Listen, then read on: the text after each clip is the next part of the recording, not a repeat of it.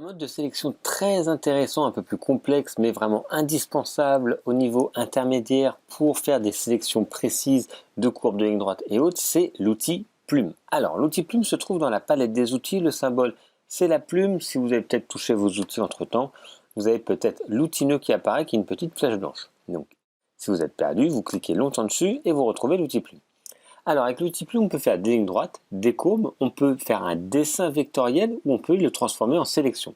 Je vais vous montrer, c'est très simple. Moi je vous rappelle que j'ai les éléments qui sont là, magnétiques activés. C'est pour ça que j'ai des points qui apparaissent et des lignes.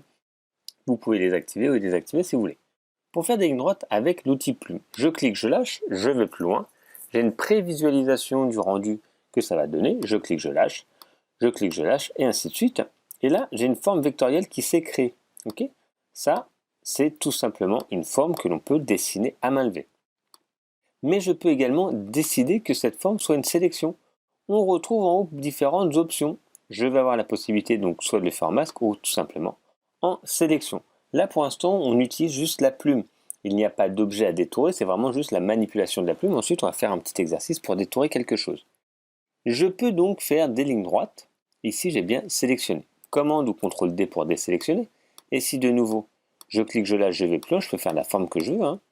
Je reviens à mon point de départ, je clique sur sélection et automatiquement mon tracé se transforme en sélection. Et cette sélection, je vais pouvoir la déplacer par la suite. Ça, c'est des lignes droites. Ensuite, on va pouvoir faire des courbes. Je clique, je vais plus loin, je clique, je garde le doigt appuyé sur la souris, je me déplace, à ce moment-là, j'ai une courbe qui apparaît. Dans cette courbe, qu'est-ce qu'on retrouve? Donc ici, quand c'est un petit carré, c'est destiné à être une ligne droite. Quand c'est un point, c'est une courbe. On retrouve ici une tangente avec une poignée au bout, une tangente avec une poignée ici. Là, l'inconvénient, c'est que là, on a une courbe qui est proposée par défaut. Donc, ça peut être bien sur une courbe, mais ce n'est pas forcément la bonne courbe. Moi, j'aurais faire une courbe comme ça et une courbe, allez, qui aille comme ça, comme si je dessinais une petite vague ou un aileron de requin. Là, c'est contraint. Donc, cette tangente correspond à cette courbe, mais là, moi, je ne veux pas de cette tangente. Il me suffit juste d'aller sur mon point de départ. Et vous voyez, ça a supprimé la tangente qui était là. Par défaut, il me dit que je suis en ligne droite, mais je peux également cliquer, garder le doigt appuyé sur la souris, me déplacer et à ce moment-là, faire de nouveau ma tangente pour avoir ma courbe. Je clique sur mon dernier point, j'ai ma tangente qui a disparu et je suis libre par exemple pour faire une ligne droite. Je peux de nouveau faire une courbe. Je clique sur mon point ici et je refais de nouveau une autre courbe. Et ainsi de suite. Et je peux comme ça fermer mon tracé.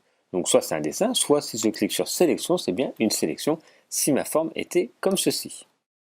Donc allez-y, c'est pour l'instant c'est très simple et on va passer aux options juste après. Juste prenons en main ça et on va l'appliquer surtout à des exercices et après à une image.